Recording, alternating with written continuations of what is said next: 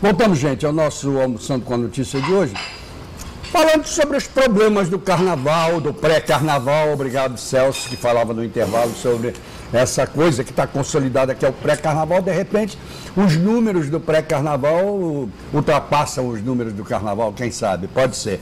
Deixa eu conversar com a Cleide Moreira, que é gerente de vigilância epidemiológica da CESAL, da nossa Secretaria de Saúde. Tudo bem, Cleide?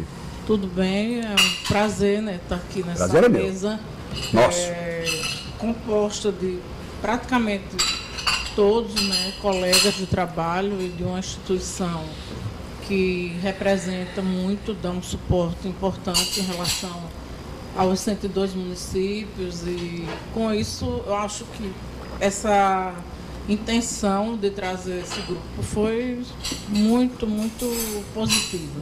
Eu tenho certeza que o meu público telespectador, ele é um público assim, formador de opinião, e ele está pegando as opiniões de vocês e ele vai multiplicar, não tenho a menor dúvida em relação a isso. Por isso é que eu peço que cada um esgote, inclusive, os seus assuntos, para que a gente possa passar tudo que houver de melhor para a cultura, para a educação, para a formação desse público, que vai ajudar a formar outros. Bom, no caso, por exemplo, das epidemiologias, que é o seu caso, né, que faz essa vigilância, quais são aquelas que mais preocupam? Que epidemias podem acontecer que mais preocupam? Essa área, né, a qual eu atualmente faço parte, sou gerente, hoje é uma área das doenças transmissíveis. Sem dúvida. A gente sabe muito bem que temos inúmeros problemas, né, relacionados a essas doenças. Hoje a gente tem uma doença aguda que está ao longo de praticamente 30 anos, que é a dengue, que preocupa bastante. Aliado a isso, a gente tem um sério problema, que é o vetor que transmite essa doença dengue, que inicialmente era apenas a dengue, hoje é a zika, é a chikungunya, e com isso a gente começa a ter outras preocupações. Voltar a uma época de epidemias que o Brasil já tinha acabado com uma série de coisas. E que vem se cristalizando em função exatamente de medidas que não dependem apenas do poder público. Não tenha dúvida. Mas que dependem também da população, do poder público e do conjunto, né, da sociedade, para que a gente possa controlar. E nesse período de carnaval, outras doenças também são muito importantes. A gente sabe que nos grandes aglomerados, por mais que o estado de Alagoas não tenha uma cultura de um carnaval intenso como em Pernambuco, em Olinda, mas a gente tem uma frequência muito alta de pessoas que vêm para veranear em alguns municípios do estado. E isso, com certeza, transforma o nosso estado numa situação um pouco mais com mais preocupação, precisando de maiores cuidados.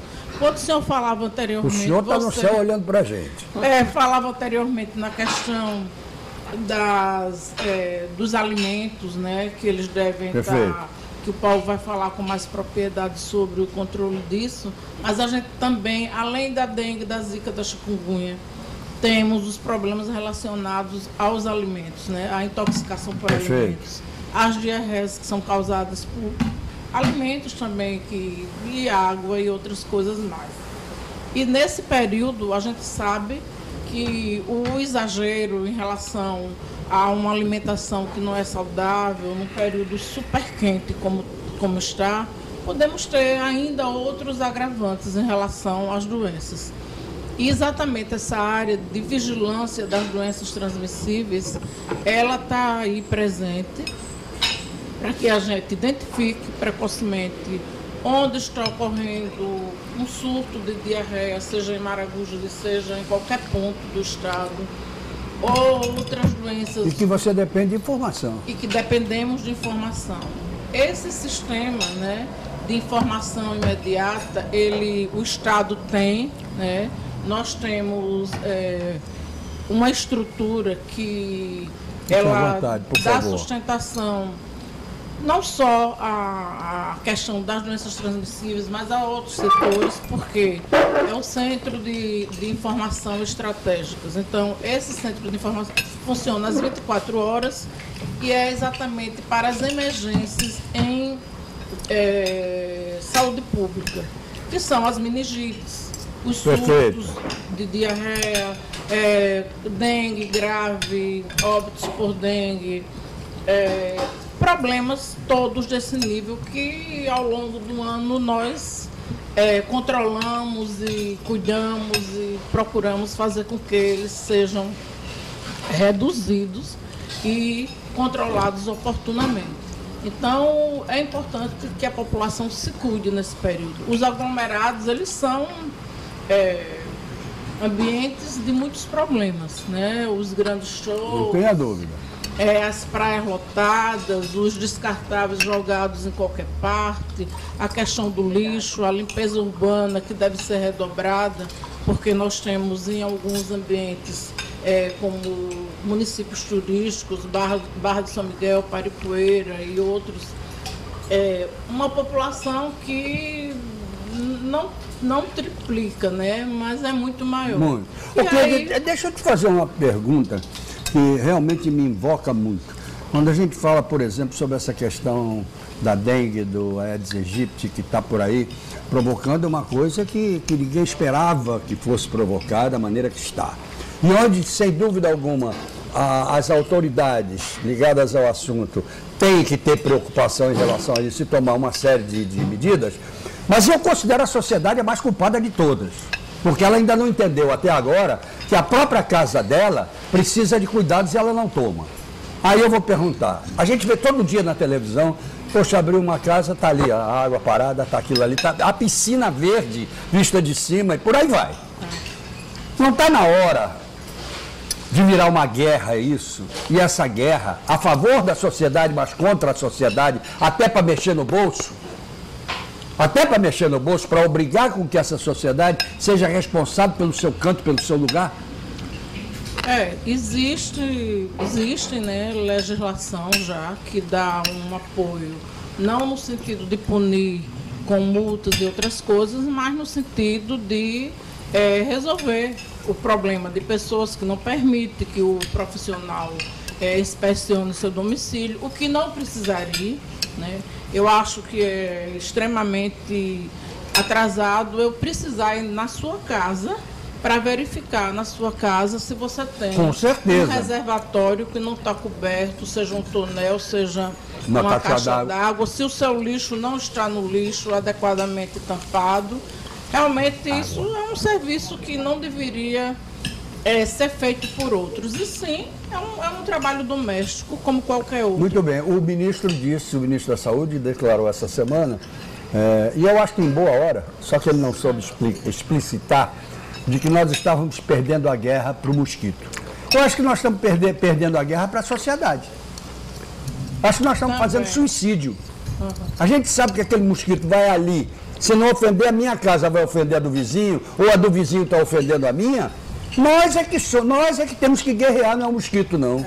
Eu acho que tem que existir, a população conhece todas as medidas, qualquer um aqui desse ambiente que não lide como nós no dia a dia, sabe o que fazer. Claro. Você pode chegar em qualquer área do estado, seja Ponta Verde, seja Vergel, Benedito Bentes, e perguntar a qualquer pessoa o que ela tem que fazer ou se ela conhece. Eles sabem absolutamente tudo, mas não pratica. E a gente encontra, se o problema é a falta d'água que nós temos, a falta de saneamento, temos os maiores índices na Ponta Verde e na Jati. Exatamente. Como é que pode um negócio não desse? Tem. Então, o mosquito ele também busca não escolhe lugar. Outros tipos de criadores desnecessários. Exatamente. Que nem servem para você, para sua sobrevivência. Eu até acho que aconteça na Ponta Verde, eu moro na Ponta Verde, por acaso. Eu até acho bom que aconteça na Ponta Verde, que é para as pessoas pararem e dizer, peraí, o mosquito não é de pobre, não. O mosquito é de todo mundo. É só você dar margem que ele entra e come. Não é assim, não. Além disso, ele não está apenas onde a água não é adequada. Exatamente. Ele vai para onde nunca falta água, é verdade. que é nessa área. É verdade. Né? É e verdade. onde você tem uma coleta de lixo, provavelmente até adequada. É verdade. Então, é muito importante, difícil, né, que a população leve a sério. Já existem países, e hoje a gente ouve em alguns estados, essa proposta de multas. Eu acho que devia haver. Tem países A minha mãe, que era Ásia. professora, dizia assim, quando a pedagogia não funciona, a paudagogia funciona. E paudagogia é mexer no bolso. Existem outros exemplos. Por quê? Dá licença, só porque a gente falou sobre esse assunto ainda há pouco e aproveitar para unir um com o outro. Por que a lei seca está funcionando? Por quê? Exatamente. Mexeu no bolso. Mexeu no bolso, é por isso. O cinto de segurança. O cinto de segurança, olha. Foi por meio de Exatamente. educação, de orientação. Exatamente. Não, é porque houve realmente um prejuízo, mexeu com o dinheiro. Com as certeza. pessoas não têm. Então, eu acho que vai ter que avançar para isso. Vai ter que avançar, senão nós vamos perder a guerra. Outros países cobram. O agente vai na sua casa, lhe orienta, quando ele volta está o mesmo tipo de problema. A mesma coisa, exatamente. Né? E aí ele vai resolver aquele problema, que é muitas vezes fazer um ato doméstico simples, corriqueiro. Então, é preciso realmente... Outra coisa, ainda corre perigo, a gente que vai lá, que bate na campanha, que quer entrar na casa, ainda corre perigo de encontrar um maluco e dizer que não entra fácil, então dá um tiro na cara e por aí vai. Vai ter esse problema. Já ocorreu. Mona Lisa Santos. Tudo bom, Mona Lisa? Já temos Tudo uma bem? coisa em comum, É um tem uma prazer. neta linda, maravilhosa, que se chama Xará. Mona Lisa. A Mona Lisa é a coordenadora do Programa Estadual de Combate ao DST e AIDS. Um prazer compor a mesa também e trazer esse assunto, né, tão oportuno que é as doenças sexualmente transmissíveis, né, nesse período de festa carnavalesca. E com todos aqui, a CESAL, ela se preocupa, né, aumenta a sua preocupação no tocante, né, a festividade do carnaval. É um momento que as pessoas saem da sua casa para se divertir. Perfeito. E aumenta a preocupação, né, quanto à questão da banalização do preservativo, que hoje é fato, né? Muito bem. Para você ter uma ideia, a última pesquisa de comportamento da população feita pelo Ministério da Saúde, ele revelou uma situação tão comum como a questão de combater a dengue, que mais de 95% da população conhece que o preservativo evita a AIDS, que é a mais temida das doenças sexualmente transmissíveis, mas que apenas 45% da população revelou que usou o preservativo na última relação casual. Então, informação está chegando à população, né? A gente, com essa pesquisa, consegue dimensionar isso, mas, infelizmente, ainda há uma banalização muito grande para o uso de preservativo. Também questão de cultura. Exatamente, de hábitos, né, de comportamentos saudáveis, né? Então, assim, é aquilo que passa, assim, a prevenção ainda é uma situação ainda não incorporada pela população brasileira. Mona Lisa, né? deixa eu lhe perguntar uma coisa. O fato de a AIDS ter deixado de ser o monstro que era, daqui a pouco eu até justifico por que eu estou falando isso, e passou a ser uma doença não curável, mas uma doença tratável e que prolonga a vida do paciente. Pode prolongar e por muitos e muitos Exato. anos hoje, graças aos Antirretrovirais. Exatamente. Antirretrovirais, mais conhecido como os coquetéis. Exatamente. Você acha que esse é um problema que dá confiança às pessoas? Se eu pegar, eu resolvo.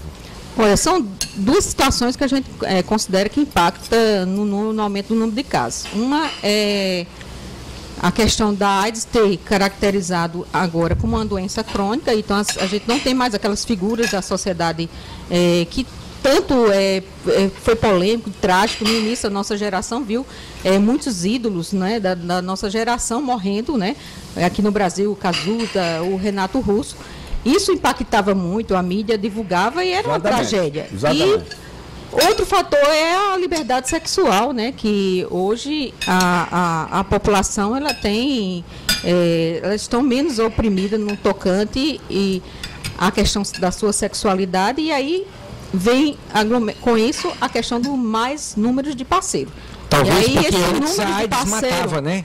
Antes a AIDS matava. Exato, hoje, agora não, eu posso tratar. Exatamente. Então é aquela coisa trágica que tinha no início da AIDS, nos anos 80 a 90, ela é muito marcante. Então, as pessoas morriam. O sofrimento do aspecto cadavérico, que hoje talvez você não enxerga, a não ser que as pessoas que não queiram fazer tratamento. Então, para você ter ideia, mas não deixa de ser uma doença extremamente agressiva, de uma discriminação tremenda da população, e aí, como exemplo, e bem oportuno dizer, quando você vê, até no Facebook, nas redes sociais, você vê a população com câncer, aí mostra careca durante o tratamento, e quando tem uma pessoa com AIDS, não aparece. Então, a AIDS ele traz essa característica de muito estigma e preconceito, então é uma doença que pune muito o indivíduo nesse julgamento dessa sociedade e nessa vida social. E hoje ele pode esconder, né? Hoje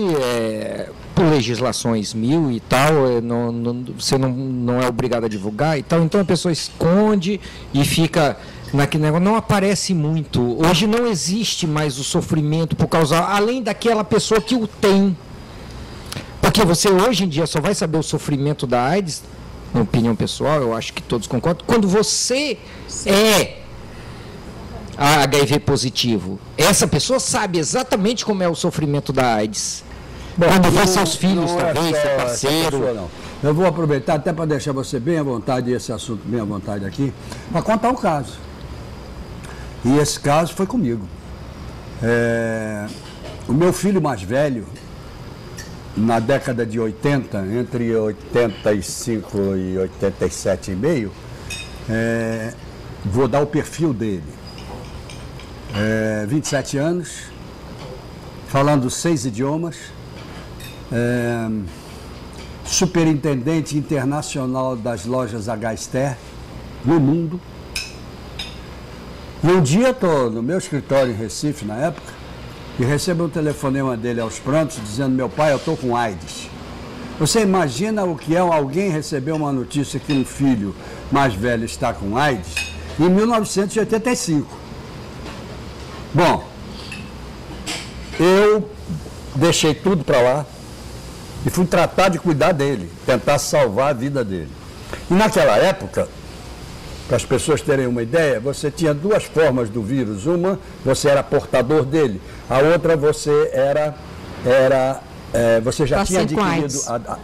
Um é HIV positivo, isso. Outro paciente já com a síndrome. Para saber se você já era um AIDS positivo, você tinha que fazer biópsia de músculo, que era o que dava, e era feito no Instituto Pasteur, em Paris. O meu périplo com ele era Instituto Pasteur, Los Angeles, Albert Einstein, onde ele ficava sempre. Uma loucura total, e 2 anos e meio depois eu perdi a batalha. E ele se foi. Então, eu vivi essa história da AIDS de perto e sei o que é isso. Eu peço, pelo amor de Deus, que entendam o que é a camisinha. É isso que eu peço. Eu estou aliado a vocês. Infelizmente, nossos jovens estão banalizando o uso do preservativo. E aí, um agravante é que no carnaval as pessoas abusam, as drogas lícitas e ilícitas, como aqui já até falou uma delas. E aí, o uso, já comprovado que o uso de álcool e droga diminui muito a percepção do outro, de segurança, de proteção. E aí, o sexo sem camisinha, ele fica mais passivo de ocorrer, né? Então, por isso que os reforços são, no carnaval, a Secretaria Estadual de Saúde ele disponibiliza mais preservativo. A gente está com um estoque de 1.600.000 unidades de preservativo para toda a população. Os municípios intensificam essa entrega nos municípios, nos bares da orla. Mas deixa eu lhe dar uma informação. Eu recebi, por acaso, parece que iam adivinhar que a gente ia tratar desse assunto. O pessoal tem uma empresa no Porto do Recife, chamada Tomé, que vem pedindo a camisinha e não tem sido atendida. Isso precisa acontecer. São 1.200 operários lá dentro, a maior parte sozinhos, solteiros, que precisam da camisinha. Estou dando essa informação porque eu sei que você vai até cuidar disso depois, está dada a informação. Com certeza, né? Não é, porque eu acho que não pode faltar. Não. E hoje a camisinha não é disponível apenas em unidade de saúde. Nós temos pontos estratégicos onde a população se aglomera justamente para que a gente possa ampliar o acesso de preservativos com mais privacidade, sem precisar ir para uma unidade de saúde, se expor. Então, em ambientes de aglomeração, é disponível e está lá nos bares e no Pinto também nós vamos fazer essa distribuição Muito com bom, convênio, em convênio com até empresas privadas que já foram fazer a busca, como todo ano a gente reforça isso e com inclusive também trabalhando com a capital, com a Secretaria Municipal de Saúde. Mas o importante assim também frisar e aproveitando a oportunidade no contexto geral, né, dos dias, né, da rotina, né, é que a gente vem trabalhando intensamente e é diuturno esse trabalho, tentando fazer as pessoas sentirem a necessidade da prevenção, a necessidade de proteção. É que nós, infelizmente, já estamos com 2,5 casos de óbitos por AIDS no nosso estado. E nós já ultrapassamos a 2,5 o quê? Por cento? 2,5 dias, 2,5 dias, nós temos um óbito por AIDS no estado de Alagoas. E nós frequência? 2 dias e meio, morre uma pessoa por AIDS no estado de Alagoas. E o pior, a gente fez um estudo desses óbitos e nós descobrimos que 70% dos óbitos, o paciente que veio a óbito, ele soube seu diagnóstico até 3 meses. Do dia do diagnóstico até seu óbito, durou 3 meses, mostrando que as pessoas ainda não estão procurando saber sua situação sorológica ou não estão tendo acesso ao diagnóstico ainda tem um outro detalhe, do HIV. Mona Lisa, é que você tem os dados oficiais. E quantos são escondidos? Com certeza. E são dados, são bancos oficiais, né, que a gente trabalha. E outro dado importante é que a gente ultrapassou, né, a gente tinha até o ano passado, nas últimas análises, a gente tinha um caso de AIDS por dia, de HIV AIDS, registrado por dia. Nós ultrapassamos agora. E no ano de 2000 somos mais de 450 casos de AIDS. Só um detalhe. Deixou de ser privilégio, vamos dizer, dos homossexuais ou dos homens? Olha, a AIDS ela é uma epidemia concentrada, ela tem uma tendência a ser uma epidemia concentrada em grupos que, obviamente, pelo seu comportamento de risco, eles elevam os indicadores, né? Então, existem populações que, pela prática sexual, elas são mais vulneráveis. Então, a gente chama de vulnerabilidade. Perfeito. Mas existem diversos conceitos para vulnerabilidade. Então, a vulnerabilidade por sua escolaridade, vulnerabilidade social, e tudo isso compõe, né, um quadro que pode deixar você menos ou mais vulnerável ao HIV/AIDS. Então, se mantém a questão do HSH, é uma população, né, para quem não sabe, são homens que fazem sexo com homens, que aí se inclui o homossexual e o bissexual, ele tem mais taxa de prevalência, mas a nossa epidemia, ela tem uma tendência de ser uma epidemia heterossexual, quer dizer, isso pela inserção da mulher nesse contexto, que as mulheres são... Posso fazer um adendo?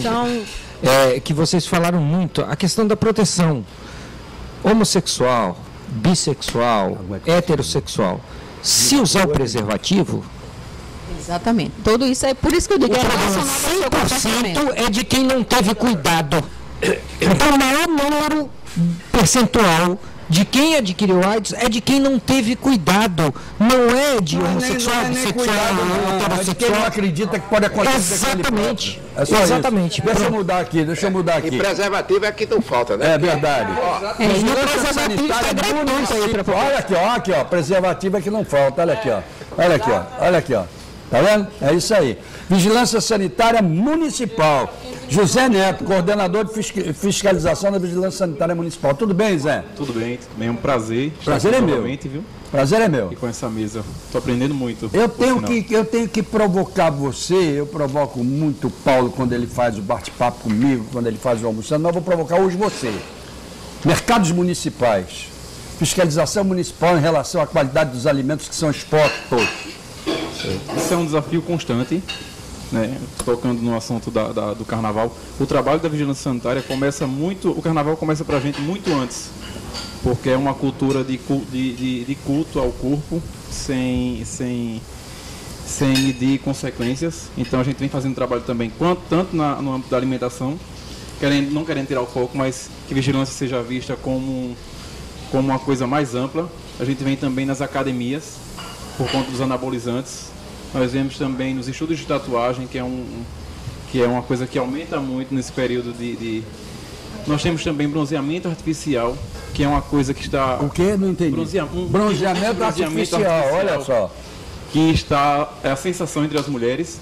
Elas colocam uma espécie de fita isolante, colocam um composto químico sem registro na pele e acabam se bronzeando excessivamente, causando queimadura até de 2º grau. Então nós estamos fazendo um trabalho já muito antes do carnaval, entende? Em relação aos ambulantes, nós vamos estar nas ruas durante o carnaval. Nós já temos um trabalho junto com a SMCCU de cadastro desses ambulantes e nós fazemos alguns treinamentos como manipulação e proteção. Mas você acha que está havendo uma reciprocidade por parte deles?